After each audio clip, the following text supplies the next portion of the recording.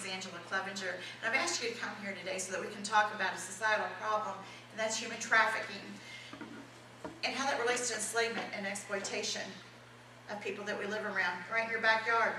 Have you ever felt like, you know, I really don't feel like doing this, but I'm pressured? Or have you ever felt that you're not worthy? You know, somebody that you're not as good. Keep that in the back of your mind as we talk about this. I work with Scarlet Hope, which is a local ministry, and its mission is to take the gospel to women in the sex industry. We'll take a couple of looks at some things here. Let's take a look at the problem, what it is, why they stay, the societal impact of it, and what can we do about it. Human trafficking, according to the Trafficking Resource Center, and I'll read this definition to you because they say it best. Sex trafficking is a form of modern-day slavery in which individuals perform commercial sex through use of fraud, force, or coercion. Sexual enslavement is defined as a person who is forced into prostitution against their will. 82%, let's look at a few statistics. Nationally, 82% of human traffic victims are placed in the sex industry. 11.9% are placed in labor. So I find that a little bit interesting because you don't hear much about those that are placed in the sex industry. But boy, we hear a lot about the 11.9%. Wonder why that is. This is happening here in Louisville. Louisville is a big hub for human trafficking. And according to Dr. Haley, who teaches human trafficking at the University of Louisville, it's because we have the crossover of interstates here. It's just very, very convenient for them. In Louisville, when we take a look at the what happens from human trafficking and how it relates to the sex industry, 71% are placed in the sex industry.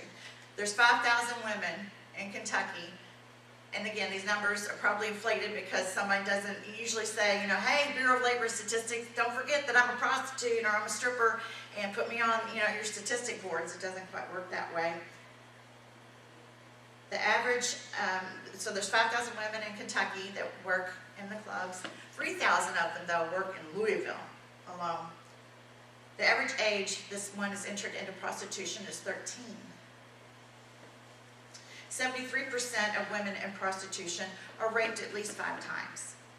And 85% of women in the sex industry were sexually abused as children, usually very young. There's 2 ways to enter this. One is through the trafficking in the sex industry. The other is, you know, volitionally. Believe it or not, there's people who believe that that's all that they can do. It might be the norm in their neighborhood within the context of where they live. They could have been a drug dealer and they kind of segue over to this industry. They could be mentored into it. The number 1 reason is family. Either the mother or the grandmother did it, the aunts did it, the friends did it, everybody does it. Shake that money maker and get what you need is what I've heard women say. They were told by their parents and grandmother. It's the redemption that comes through this that is probably the most impactful for me. I think of Romans 8:1 is that there's no condemnation for us in Christ Jesus. They don't always see that. That's the problem. It's a very hard concept for them to grasp. God's gift to us. This is a horrific crime that takes away someone's identity, who they are. They're told what to do and what to say and when to do it. It takes away your freedom. So why don't they leave? Some have children. The majority of them, I mean, they have children to provide for. Some of them have to keep up the drug habit that they started just to be able to get up on stage in the first place.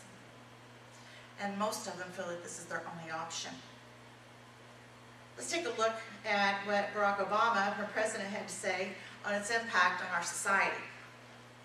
And it should concern every person because it debases our common humanity. It ought to be every concern, every community, because it just tears at who we are. Every business. And what's interesting is when we look at how these women, some of them, another reason why they stay in it is because they have a record. And, you know, they don't ask to see your resume when you go to apply to get these jobs. But when you've got a record, it's hard to get some other kind of work. And what's interesting, it makes me think of the adulterous woman in John 8, where she was brought before them, but according to Mosaic law, so was he, whoever she was doing the adultering with. But where was he? And this is what happens as well. The women or criminalized. Beware of their partners. They don't do this alone. So what if you could make this go away? Our responsibility, according to Galatians 6:10, is that therefore, as we have opportunity, do good for all people. So we're supposed to do good.